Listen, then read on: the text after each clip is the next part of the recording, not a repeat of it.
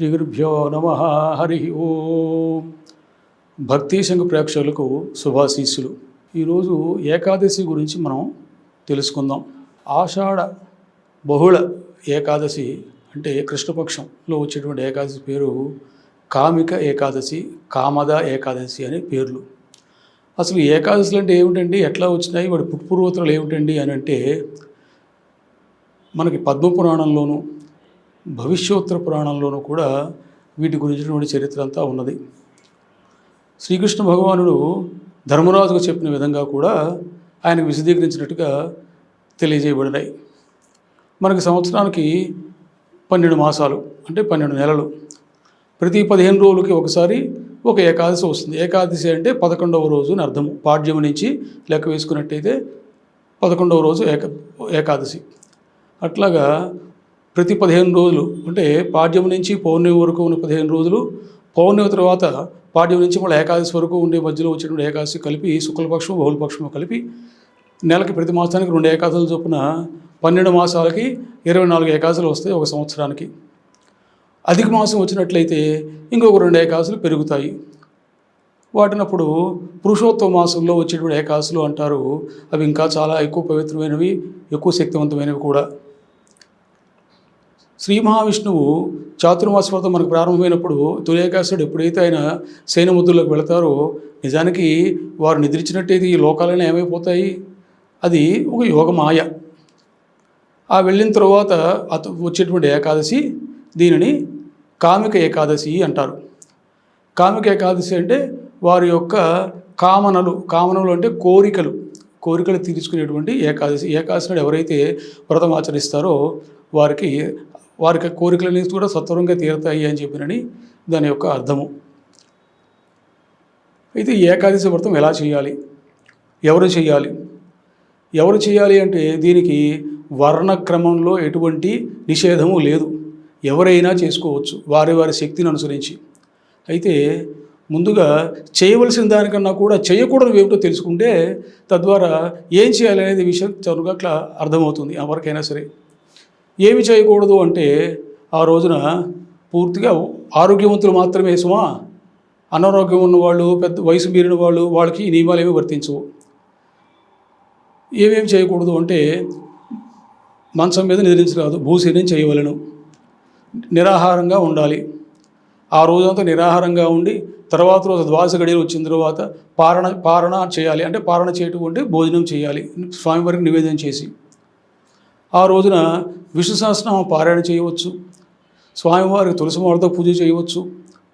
ఈ రకంగా వీళ్ళు అనుగుణంగా చేసుకుంటూ మధుమాంసాదులు ముట్టరాదు, భూసేనం చేయాలని చెప్పుకున్నాము. తరువాత బ్రహ్మచర్యం కూడా పాటించాలి.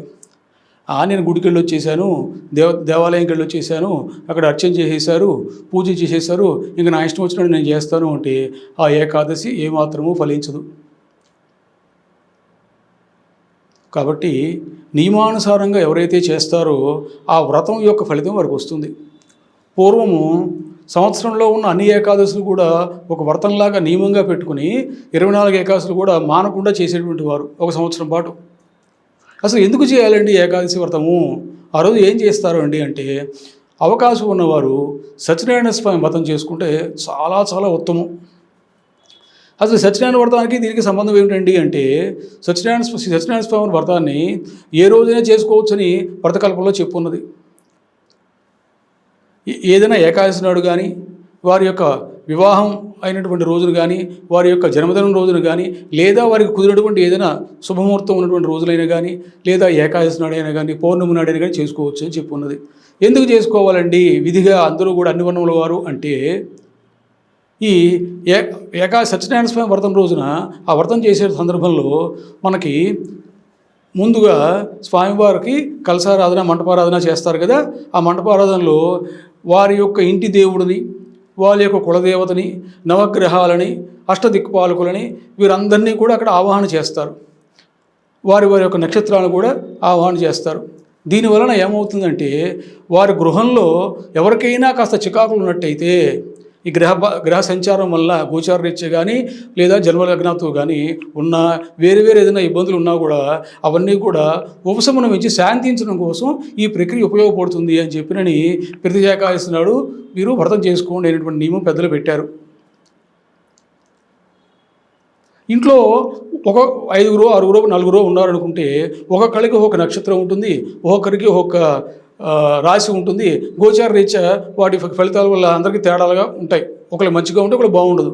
అందువల్ల గృహంలో అందరూ కూర్చుని మమ సహకుటుంబానాం క్షేమ స్థైర్య ఆయురారోగ్య ఐశ్వర్యాభివృద్ధ్యర్థం అని చెప్పడానికి కారణం ఏంటి అంటే వారు ఆ రోజుగా అక్కడ లేకపోయినా కూడా వారికి ఆ ఫలితం వచ్చేటట్టుగా తర్వాత ప్రసాదం స్వీకరించడం కోసం అని చెప్పి ఈ రకంగా చెబుతూ ఉంటాం. కాబట్టి మనం శ్రీ సత్యనారాయణ స్వామి వారి వ్రతాన్ని ఏకాదశి నాడు చేసుకుంటే ఎంతో పుణ్యం. అయితే ఎప్పుడు చేయాలండి ఏకాదశి నాడు అంటే పొగలంతా కూడా ఉపవాసం చేసుకుని సాయంత్రం అసలు సంధ్య వేళ తరువాత అవి స్వామివారి వ్రతం చేసుకుని దానికి సంబంధించినటువంటి వ్రత కథ అంతా కూడా విని యథాశక్తి స్వామివారికి గోధుమ నూక నివేదన చేసి ప్రసాదంగా తీసుకుని బంధువులతో సపరివార బంధుమిత్ర సమేతంగా చేసుకోవాలి అని చెప్పినటువంటి నియమం. ఇది కూడా ఎక్కడ చేసుకోమన్నారు? తోటల్లో చేసుకోమన్నారు. ఈ రోజుల్లో తోటలు లేవు కదా, అంతా కూడా మనకి ఈ రకరకాల గృహాలు ఏర్పరచుకోవటము, తర్వాత ఫామ్ హౌస్లు రకరకాలుగా చేసుకోవడం వలన ఈరోజు తోటలు అనేవి చాలా తగ్గిపోయినాయి. ఎవరు కూడా తోటలోకి వెళ్ళాలంటే అవకాశం లేదు. అందువలన ఎవరి ఇళ్లలో వాళ్ళు గృహాల్లో వాళ్ళు చేసుకుంటున్నారు, లేదా దేవాలయాల్లో కూడా చేసుకుంటున్నారు. ఎక్కడ చేసుకున్నా కూడా మనస వాచ కర్మణ స్వామివారి మీద దృష్టి పెట్టి చేసుకోవాలి. ఏదో మేము చేసేసామండి, మాకు ఫలితం రాలేదండి, ఫలానా గురువుగారు చేయించారండి, మాకు ఇంత ఖర్చు అయింది, ఇటువంటివి ఎప్పుడు కూడా ఉండరాదు. ఆ చేసేటువంటి ఏకాదశి నియమంగా ఏకాదశి వ్రతం చేసుకునేవారు కూడా మేము గొప్ప కోసం చేస్తున్నాము అన్నట్టుగా 10 మందికి చెప్పుకునే విధంగా చేయకూడదు.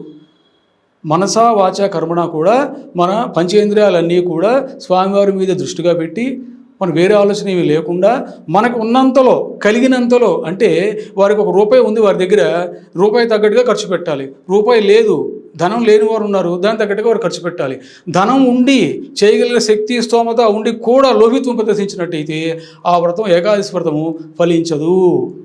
ఇది ఈరోజు మనం చెప్పినది కాదు, పూర్వం ఋషులే దీన్ని ఈ రకంగా సూత్రీకరించారు. కాబట్టి అందరూ కూడా ఏకాదశి వ్రతాన్ని ఆచరించి ప్రతి మాసంలో వచ్చేటువంటి 2 ఏకాదశులు లేదా మాసంలో ఒక ఏకాదశి కన్నా సరే చేసి తద్వారా వారు నవగ్రహ బాధల నుంచి, గోచార రీత్యా వచ్చే బాధల నుంచి, రకరకాల వివిధమైనటువంటి ఇబ్బందుల నుంచి కూడా బయటకెళ్ళాలని మేము అందరికీ శుభాశీర్వచనం చేస్తున్నాం. స్వస్తి.